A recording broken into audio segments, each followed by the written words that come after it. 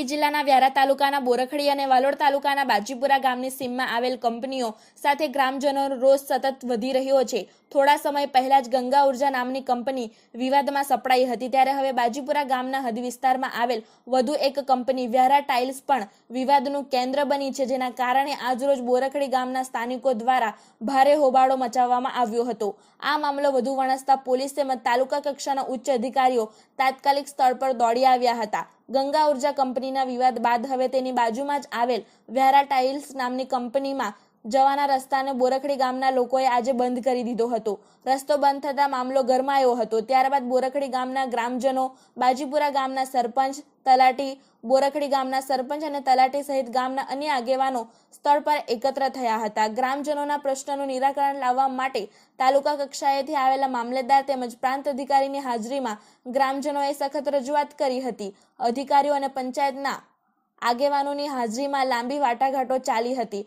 અંતે ગ્રામજનોએ સરપંચ અને તલાટી સાથે મળી એક મહત્વપૂર્ણ નિર્ણય લીધો હતો, જે મુજબ વ્યારા ટાઇલ્સ નામની કંપનીએ આગામી 45 દિવસની અંદર બાજીપુરા ગામમાંથી પોતાનો નવો વૈકલ્પિક રસ્તો બનાવી લેવો પડશે। જ્યાં સુધી કંપની નવો રસ્તો ન બનાવે ત્યાં સુધી તેને વર્તમાન રસ્તો વાપરવા દેવામાં આવશે, પરંતુ તેના માટે અમુક શરતો મૂકવામાં આવી હતી। કંપનીના માલિકે ગ્રામજનો અને પંચાયત દ્વારા મૂકવામાં આવેલી આ તમામ શરતો મંજૂર કરી લેતા હાલ પૂરતો મામલો થાળે પડ્યો છે। જોકે કાયદો અને વ્યવસ્થા જળવાઈ રહે તે માટે વાલોડ પોલીસ અને વ્યારા પોલીસનો સ્ટાફ પણ સ્થળ પર ખડેપગ હાજર રહ્યો હતો। આ સમગ્ર મામલામાં એક ખૂબ જ ગંભીર બાબત સામે આવી છે।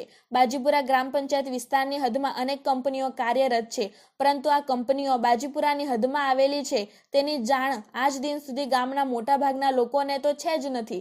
સૂત્રો પાસેથી મળતી માહિતી મુજબ આ કંપનીઓ સ્થાપિત કરવા અંગેની કોઈ ચર્ચા ગ્રામસભાની અંદર પણ કરવામાં આવેલ નથી તેવું જણાઈ રહ્યું છે। આના કારણે અનેક પ્રશ્નો ઊભા થયા છે। શું ગામના લોકોને કે પછી પંચાયતને પણ અંધારામાં રાખીને આ કંપનીઓ ઊભી કરવામાં આવી છે? બોરખડી ગ્રામ પંચાયતની અંદર થયેલ ચર્ચા મુજબ બાજીપુરા ગામના સ્થાનિક તલાટી અને સરપંચને પણ આ અંગે કોઈ જાણકારી ન હોવાનું તેઓએ સ્પષ્ટ જણાવ્યું હતું। ગ્રામજનોમાં એ વાત ચર્ચાનો વિષય બની છે કે બાજીપુરા વિસ્તારમાં કાર્યરત આ કંપનીઓએ ગ્રામ પંચાયતની અંદરથી કોઈ પણ જાતની કાયદેસરની પરવાનગીઓ લીધી છે કે કેમ। લોકોએ સ્પષ્ટ મત આપ્યો છે કે આડેધડ સ્થાપિત થઈ ગયેલી આ કંપનીઓ લોકો માટે માથાનો દુખાવો બની ગઈ છે અને તેના કારણે સ્થાનિકોના સ્વાસ્થ્ય સાથે પણ ચેડા થઈ રહી છે। આ સમગ્ર પ્રકરણમાં વહીવટી તંત્ર દ્વારા શું પગલાં લેવામાં આવે છે અને ભવિષ્યમાં આ વિવાદ શું વળાંક લેશે તે તો આવનાર સમયમાં જોવું રહ્યું। બ્યુરો રિપોર્ટ, તાપી સ્વરાજ ન્યૂઝ, તાપી।